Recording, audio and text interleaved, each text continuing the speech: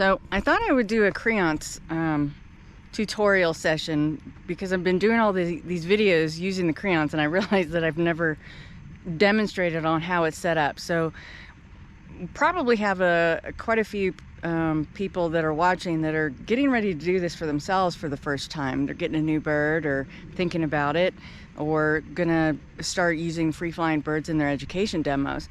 So I thought it would be a good idea if I showed you how this is done properly. And it does matter because the Creance can be dangerous.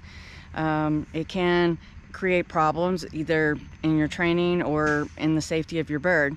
And I thought I would do that while the truck, we have a water truck that's pumping in water. So I do know that I have quite a few people watching from other parts of the world or even this country. This is northern Arizona, just to show you how little water Arizona has. We don't have any water. We can't even drill a well in this part of Arizona. So we have to have our water delivered and pumped into a cistern. So just a little interesting local fact. Anyway, so I'm going to show you what this looks like. And so this is my particular setup right here. So I have this I don't know, PVC pipe thing. I got this before my first bird, so I've had this since I was a pre-apprentice, even though there's no such word, but before I was an apprentice. And the theory behind this tube is that you can fill it up with sand or rocks and, you know, be able to slow the bird down or even stop it. I would not, and I do not rely on that at all, ever. So what I do, this is a perch also. It used to be really tall, but I had somebody borrow it and lose the rest of it, so that's why I don't let people borrow my stuff anymore. So it actually comes apart because, you know, when it's really long, sometimes it just doesn't fit in your car properly, or it can be a pain in the butt. So this is just plumbing, you know, metal conduit that has been, you know, you can put it together by screwing it together. My ex-husband actually made this, so this also was made before my first bird, so it's nearly 20 years old. But the line is a special line. I have no idea what it's called, but you need to be very careful what this line is. It's very light, but it's also very durable. What I do to secure it is I put it underneath this foot thing, you know, and then I put it under there, and then I wrap it so it doesn't continue to unravel, and just in case the bird, you know, flies a certain way, and can pull it out like that. So this is tied this way. So I secure it in very many different places. And also, just because I have the end right here, and this thing has been cut many times because I've had to cut birds out of it. So the ends are burned so it doesn't fray, and it's easier just to thread. So that's what that looks like. And then I'll wrap it up and show you what it looks like, but even that matters because then it can be a pain. So anyway, that is the perch setup. I used to have this really tall, which was nice for the bird, but what you want is, birds don't like to be low to the ground, with the exception of Quinn, who loves to be actually on the ground. If I do put this Quinn on this, and she seems to be okay with it, but the key is you don't want your bird to be real comfortable on this because you want them to leave it. So being close to the ground, and having the option of going up to a fist, which is higher and feels safer, and they're going towards a tidbit. So that is all better options for the bird than a low sitting perch with no tidbits and lower to the ground, which they don't like. So there is that. Actually, the best way to do Creance is to have like a stick, like a lure stick, but have a line attached to it. But you really need a second person, which is ideal. So if you work like at a center, or you have coworkers that know it, and the key is the other person has to know what they're doing, because just like an unsafe lure, an incompetent second person, or even the only person, it can be really detrimental to your bird's safety and health and actual training outcome. And I will tell you why. So he's leaving, so that's good. So anyway, so I have this out, and it's nearly, I think this was originally 100 yards or 100 feet. I don't know which it is. I very rarely ever get it out to the full extent. I figure if they're gonna go that far, they're gonna come to me. So and the longer the line, the longer they have to get into trouble with a very long line. You have to remember, this is nothing but a long opportunity to get strangled, wrapped around a wing, wrapped around a foot. And then so my next point is, it also has an opportunity to get around objects. So you want your setup. I would actually prefer to fly that direction, because then the bird would be flying into the wind today. However, you can see all the trees. So with all this line, she could make it and get into one of these trees, and then you're gonna have to get your bird out of a tree and potentially hung up with a line. And if you're by yourself, unless you're like a really good tree climber, which I am not, yeah, that's not fun. So you don't want your bird to be able to get to any object or wrapped around. Even these little trees, obviously I could get them out of these little trees, but you want to be, you know, if I called her and she got herself wrapped around there, that's going to be a really negative experience, and may even discourage her from ever wanting to come, because she thinks if she's going to come, she's going to get, you know, her feet jerked out from underneath her, and you know, and or you know, wrapped around in a bush or whatever. They never underestimate the ability for a bird to get into trouble. So buildings, same thing. You don't want them to be able to get into structures or into fences. I see a lot of that. I see videos of people doing Creance work right up against fences, which is really, really, really not a good idea. So what I do when it's this long, now she could get to some of these trees now because this line is so long. So what I do is usually about halfway, and I wouldn't say, you know, about halfway, I wouldn't say that a cinder block is ideal, but it works. Because if she's flying, this is kind of sticky, but it's kind of hard to find. If you have a better, like maybe a plate weight, but I don't have one of those. So the idea is so if she gets this far, she can still keep going. So this is the line that is actually connected to the perch, not to the bird. So here's the line, and it just keeps going. And then you can see I've got it all fully laid out. So you want to have everything fully laid out before you even bring your bird out. You don't want to be doing this while you've got your bird out here. And so, you know, I guess when I originally put that out there, she was only going twice that length. But anyway, do it about halfway. And that way, if she gets to this point and decides to, you know, oh, I don't know, I want to go that way, or that way.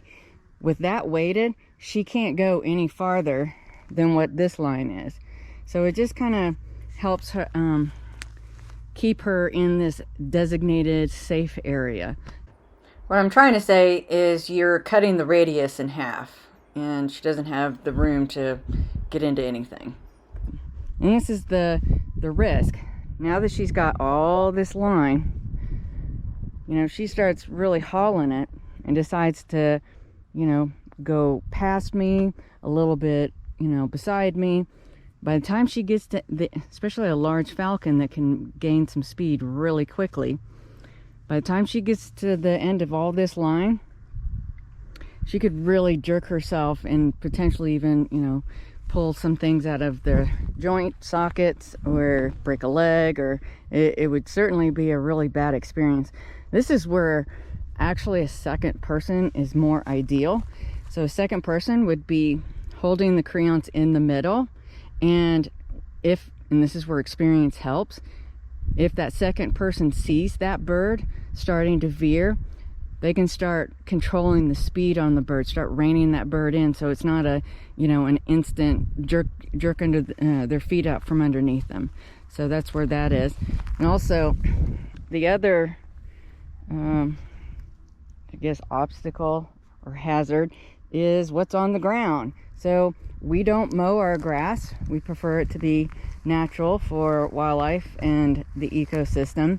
But the downside to that is is there's a lot of obstacles. So I try to pick out the least tall grass, which if I did pick over there, even though direction wise I would prefer that, you can see the grass is much taller over there. So that's why we picked, I picked right here.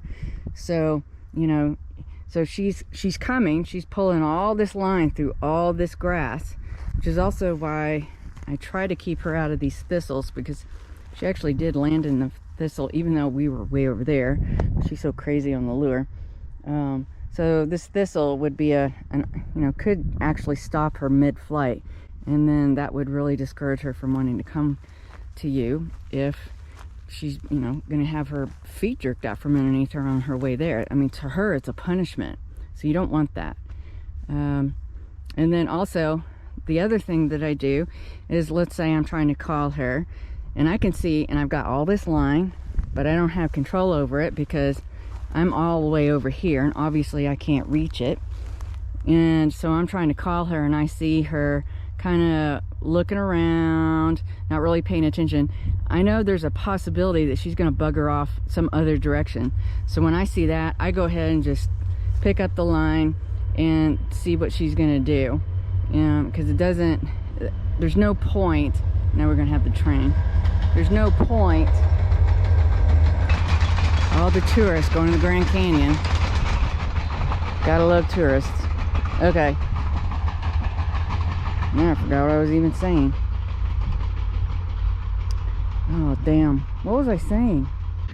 The point I was trying to make was, if you notice your bird might not come to you and might bug off somewhere else, go ahead and pick up the line so you can control the speed. And that way they don't have a bad experience.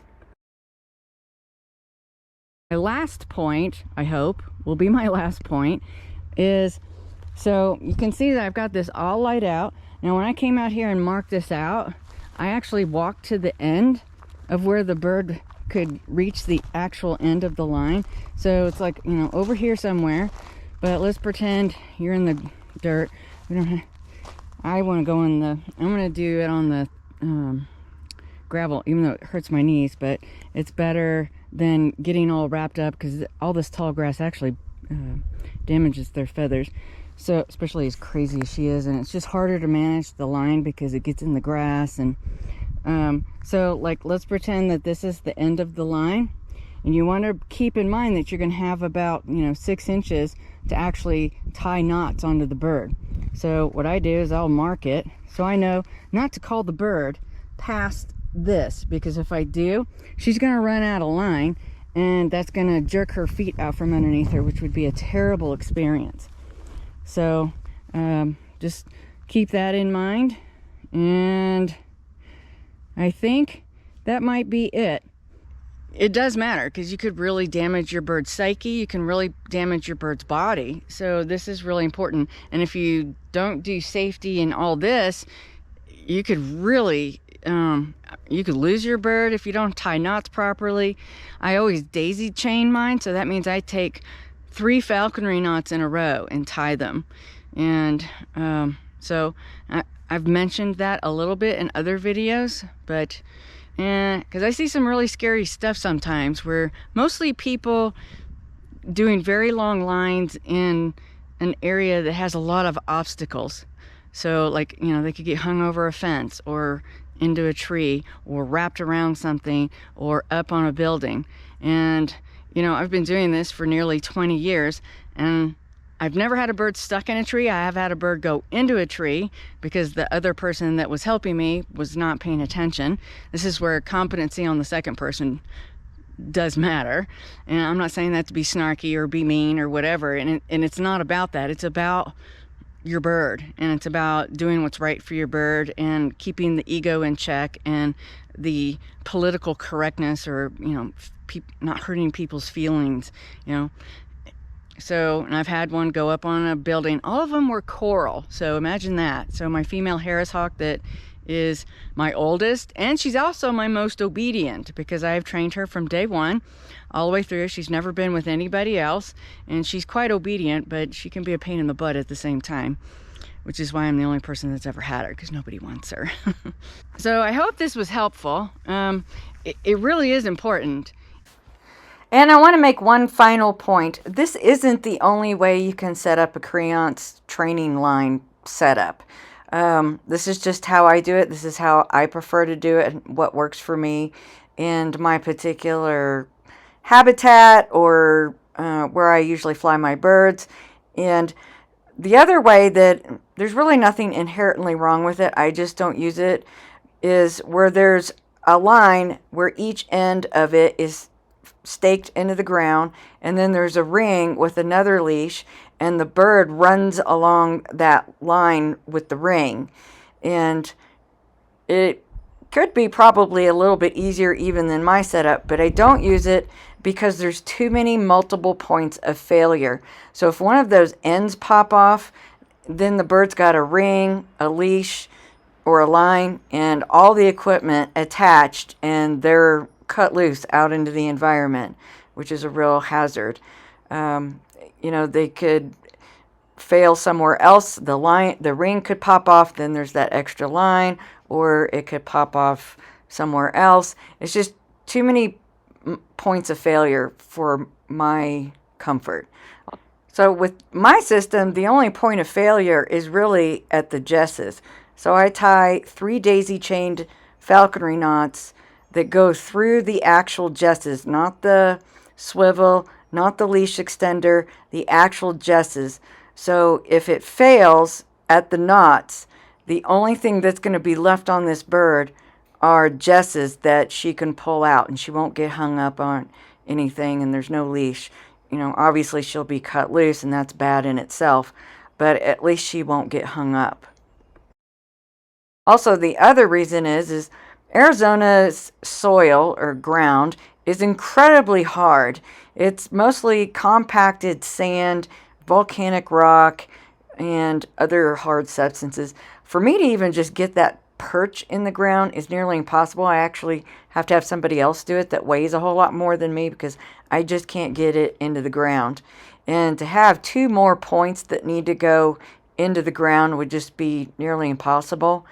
And also, we have very different vegetation. We don't have short grass manicured lawns here.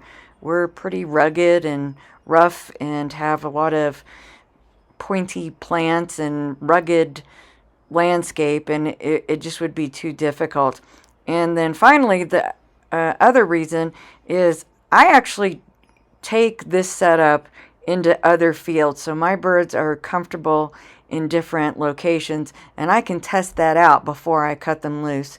You don't want to fly them in the same field, same field, same field, same field, and then go to free fly them for the first time and discover they're going to freak out because it's a new field.